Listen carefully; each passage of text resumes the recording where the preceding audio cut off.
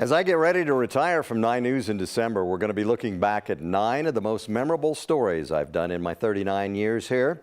Some of them are happy, some are tragic. One tragic story really stands out because it affected the entire country.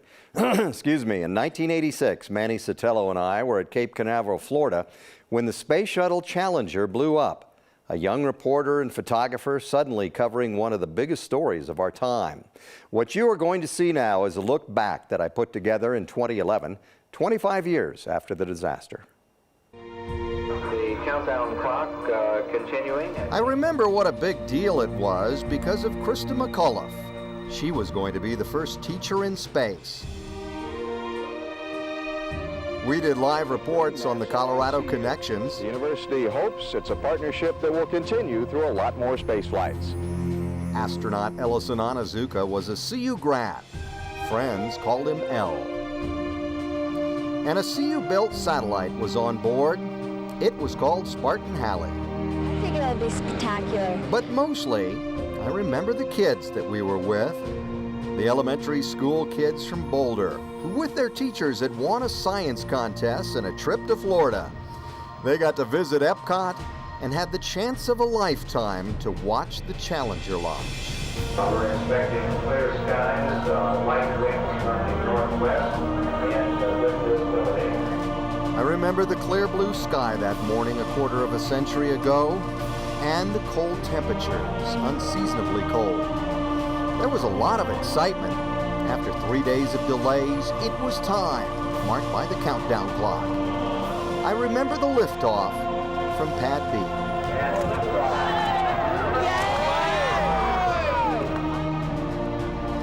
It was everything we thought it would be. Fire and smoke and a rumble that shook the ground and found its way to your soul. Photographer Manny Sotelo was shooting faces.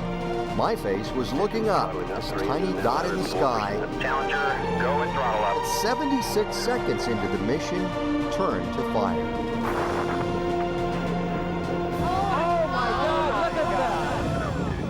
Oh my gosh! It looked like it blew up. Is that all right?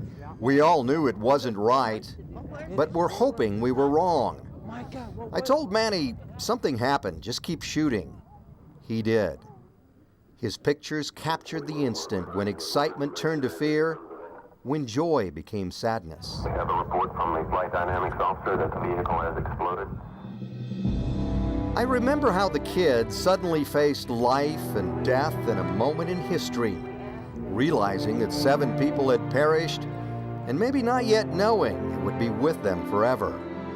They grew up that day, as we all did, as the nation did. Of all the pictures from the Challenger disaster, 2 stand out even now. The official crew portrait of 7 extremely brave people, and the lone white vapor cloud hanging silently in the sky.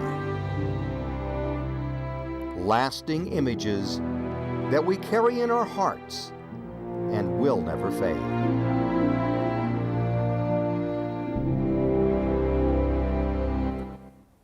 Seems like yesterday.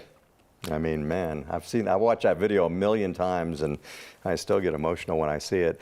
Photojournalist Manny Sotelo joins us now to talk about that. You, of course, were shooting that video.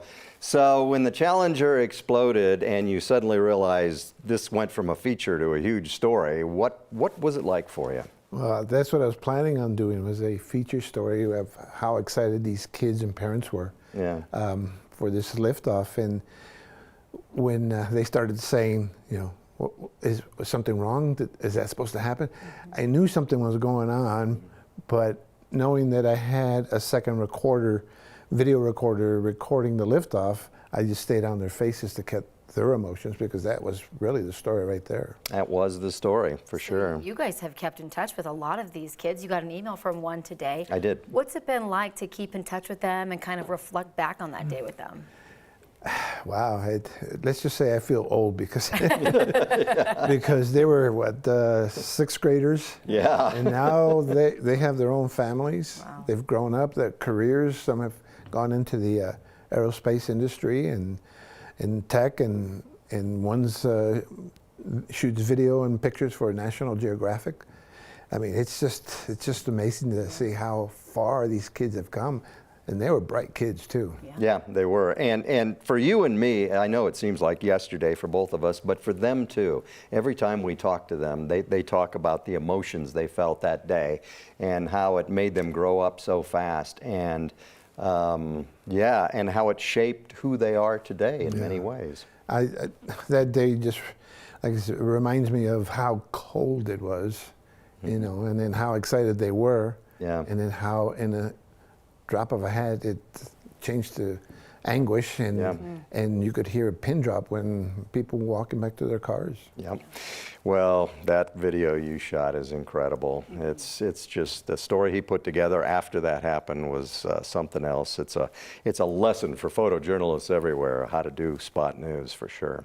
We're going to take a break and we'll be right back.